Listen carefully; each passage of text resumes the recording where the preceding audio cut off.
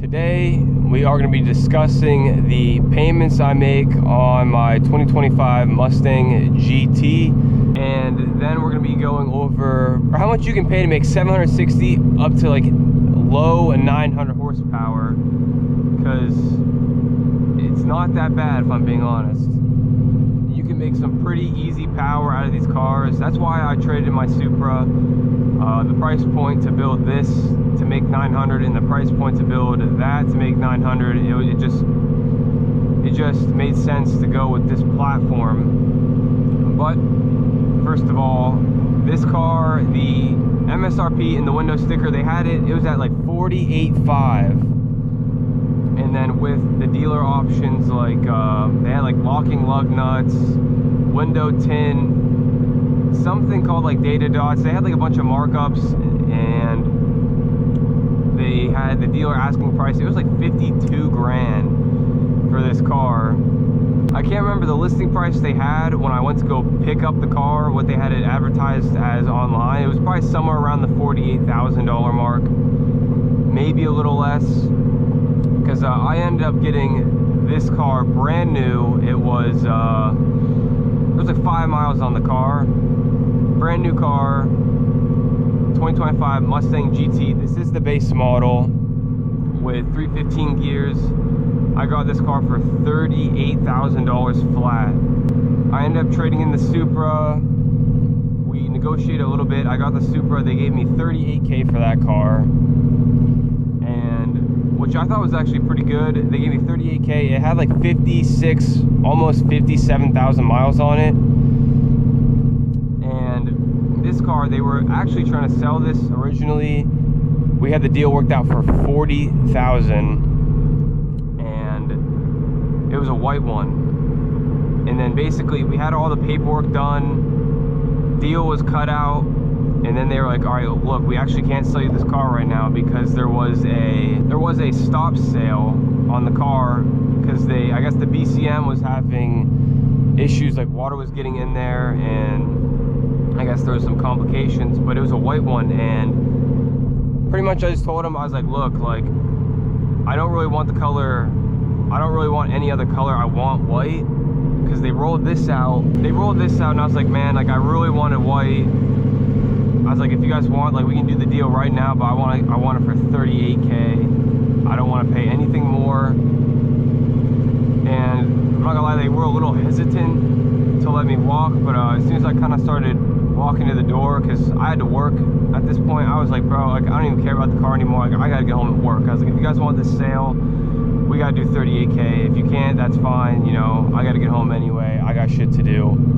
And they eventually said yes, so traded in Supra at 38, got this for 38. And my interest rate now is actually lower than what I had the Supra. The Supra interest rate was like an 8.4. This is a 6.9% interest rate. I'm paying $450 a month. That's what the loan is, at least. $450 monthly. I pay more on that just because I don't really want to pay that much in interest. So I'm, you know, making more on the payment every month. But yeah, I don't know if that BCM recall thing is still going on. I'm sure it still is, but you guys could low-key use that to your advantage, because that's what I did. I got an extra $2,000 off because the car I wanted, the color I wanted, had a recall. Which, honestly, now looking back, I'm glad I got this like silver gray color, because the Ford white is kind of plain, bro, if I'm being honest. Like, I'm much happier with this color now in the long run. I had a vision with the white, that's why I wanted it so bad, but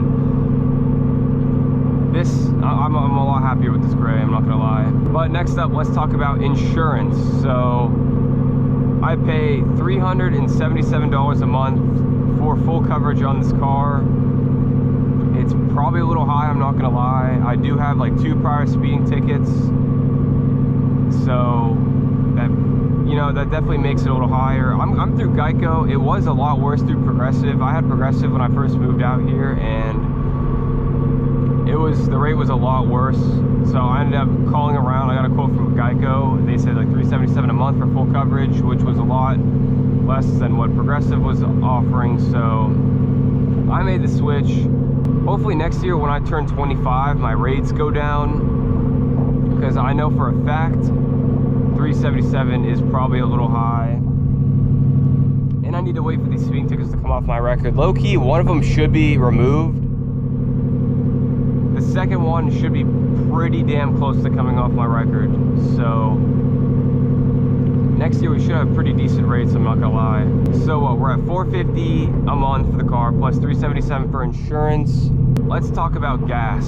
So this is my daily driver. I don't really technically drive it every single day because I work from home, so I don't really have to commute to and from work every day. Honestly, I really only drive the car like Friday, Saturday, Sunday, and then during the week, like when I go out to record a video, I'll drive.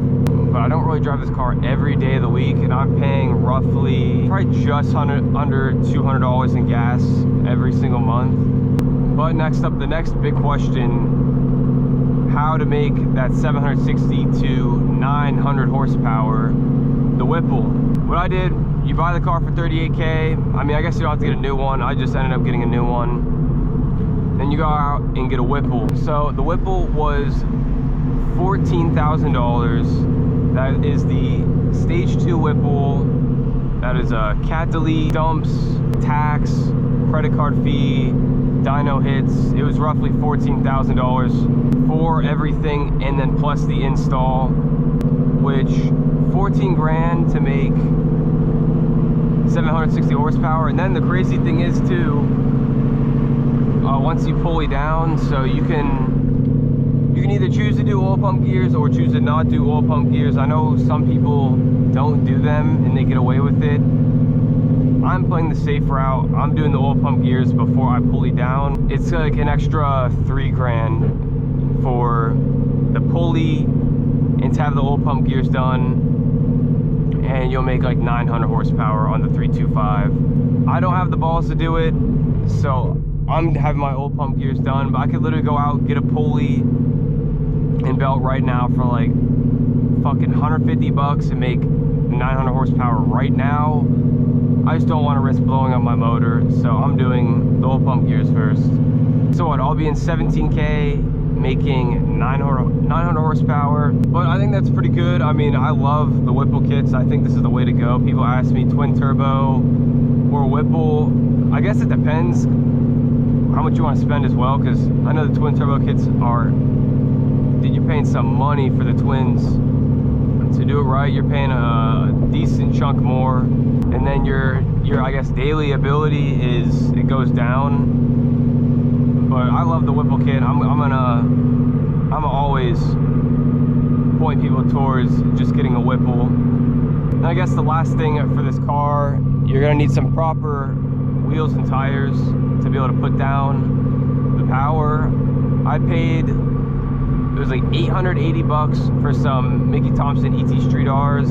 Then I got my Lagunas, my 17-inch Lagunas off Marketplace for like another 700 bucks. The lug nuts to go with them for another 50 bucks. So it's like a roughly 1,600 bucks for the rear tire setup that I have. You're gonna need it to put down the power. You can't be on just some, you know, stock tires, obviously. So all in all, this car cost me roughly $1,000 a month to drive. That's for the payment, that's for the insurance, that's for the gas. Not bad, if I'm being completely honest. I'm happy I made the switch from this, I'm happy I made the switch from the Supra to this. The price per horsepower is just significantly better. Doesn't look as cool, obviously, in my opinion, but it is definitely more comfortable, I'm not gonna lie. The Supra seats, if you've ever sat in a Supra or drove one, you'll know the seats, you can't really recline them that much because it's like there's like a back bar, like for bracing or some shit, I don't know.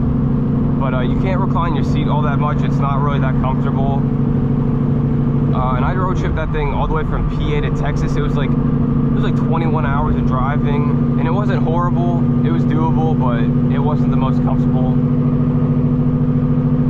So I'm super happy here with my purchase. As you see, I'm about to hit 5K miles. I bought this thing in September. Yeah, about 1,000 miles a month. I've been doing. Because the first 1,000 I broke in the car, I got those hella quick. I was driving the car literally for hours a day just trying to get the car to break in. If you guys live in like Houston, or I guess like Dallas or some like big city, you know, anywhere you want to go, you're driving, at minimum, you're driving an hour. I shouldn't say an hour, probably at minimum like, you know, 30, 45 minutes anywhere in the city. So I hope this video was pretty informative to you guys. If you guys have any questions, just ask them in the comments. I'll try and answer all of them to the best of my knowledge. But I hope this, you know, kind of give you guys like a good rough estimate of if you were to go ahead and go this route like I did, how much you'd be paying.